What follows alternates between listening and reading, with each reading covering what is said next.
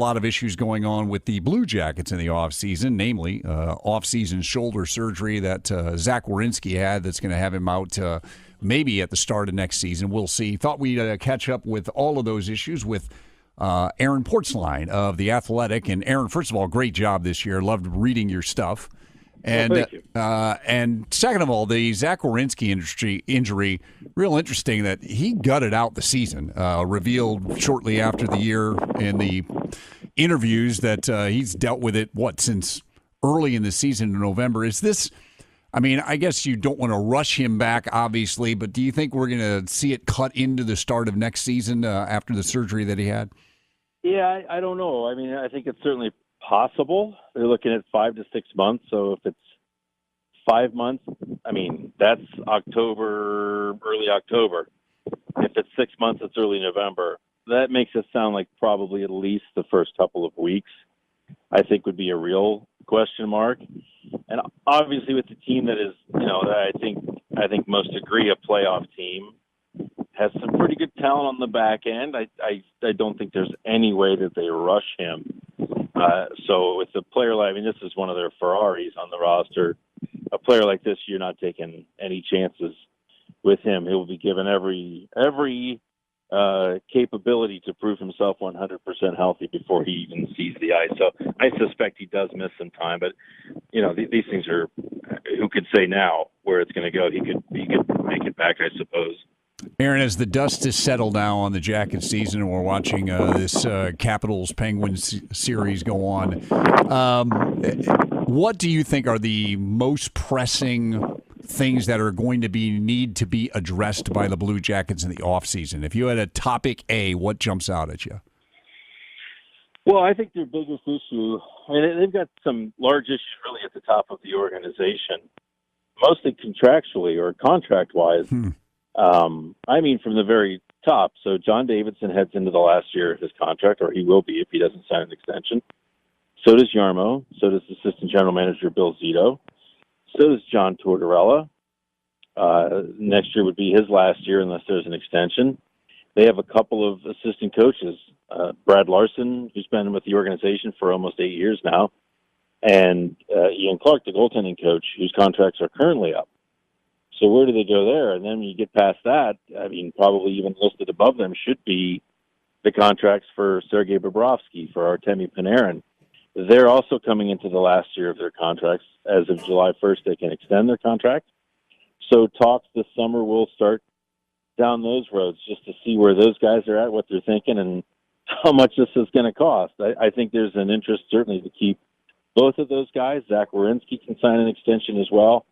So what do they do with Ian Cole? I mean, there are a lot of big decisions that will require contracts and could define the direction that this team takes for the next 4, 5, 6 years and beyond. You didn't even mention Brandon Dubinsky, and I wonder what you do with him because you're on the hook. But, I mean, do you just write it out and hope you get him righted, or because he's such an expensive player but did not have the kind of season? What kind of decision-making has to go on with Doobie? Yeah, well, I mean, they didn't announce last year who they were going to buy out in advance of buying them out, but there's no indication, excuse me, that the club is even considering buying out his contract. And I get that. That would cost $2 million a year for the next 6 years. Like that's a long time to be on the hook. Yeah. There is look, if you know anything about Brandon Dubinsky, you know that he is an incredibly driven player, and he's the kind of guy that's wired in a way that nothing motivates him quite like having the world against him, or at least him perceiving that the world is against him. Can he get back to where he was? I think he can.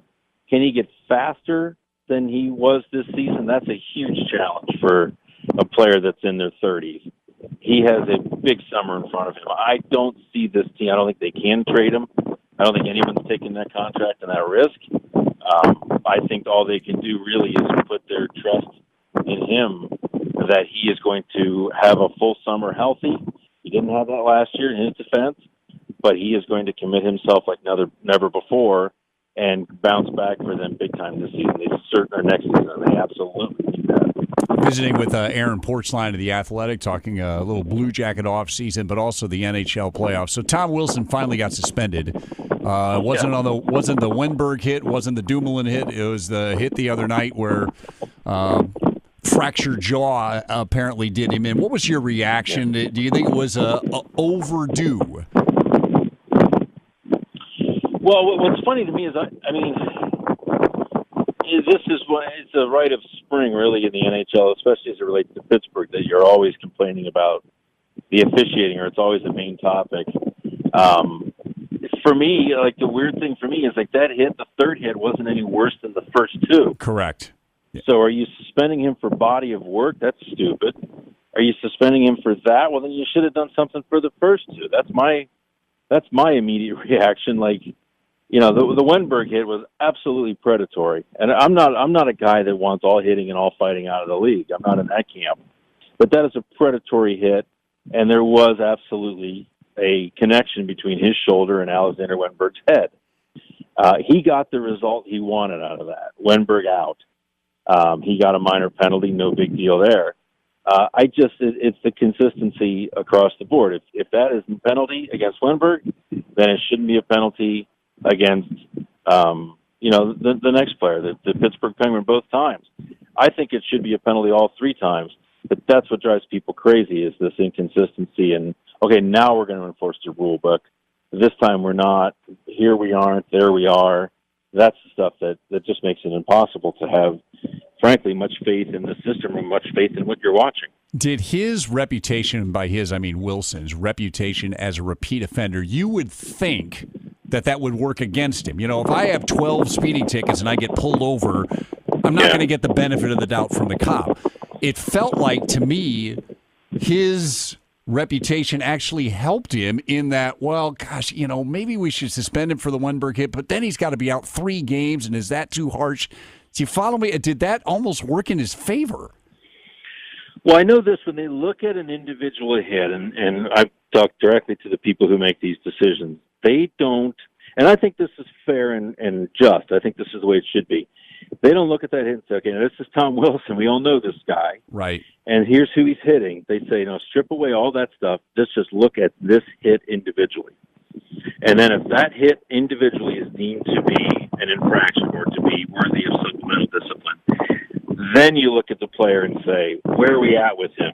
Right. He's been suspended twice already this year. So, yeah, that probably is one game, what he got for hitting Zach Miller-Aston of Pittsburgh.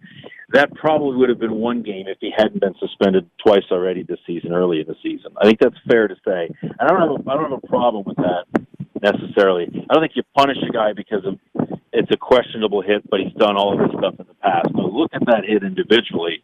But again, I come back to this. I don't think that's any worse than the 2 previous hits. And somehow they found a way to justify a suspension on this one. I don't know if you've dealt with this, Aaron, but a lot of conversation I've had is with conflicted Blue Jacket fans who despise the Penguins. And yet the Capitals eliminated them, and there's the whole Tom Wilson factor, so they've had enough of them.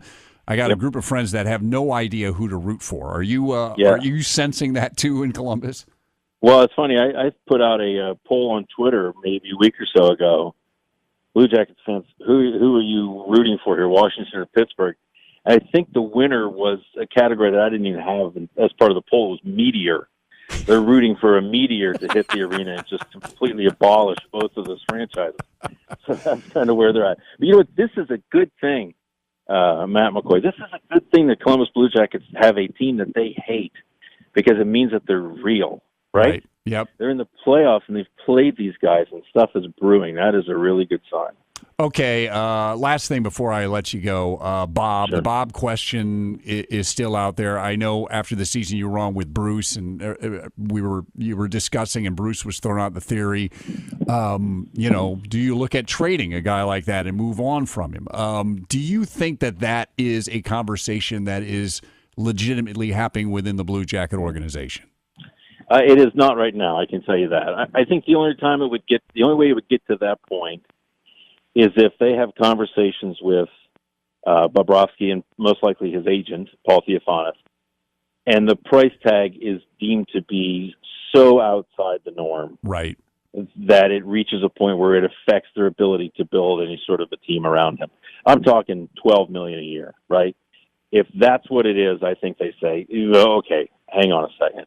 But if it's 10, 10-5, if it's 9, where Bob says, no, I want to have talent around me, let's do this for 9, I think it's absolutely out of the question that they don't. That they're not moving him. I don't think that's an issue right now. And the thing Stan always says, and I say too, if you're going to move on from somebody like that, where are you going? You know, totally. What's the alternative? So you got to be careful. It's going to be fascinating offseason, though, coming up. Aaron, thanks for taking a few minutes. Appreciate it very much.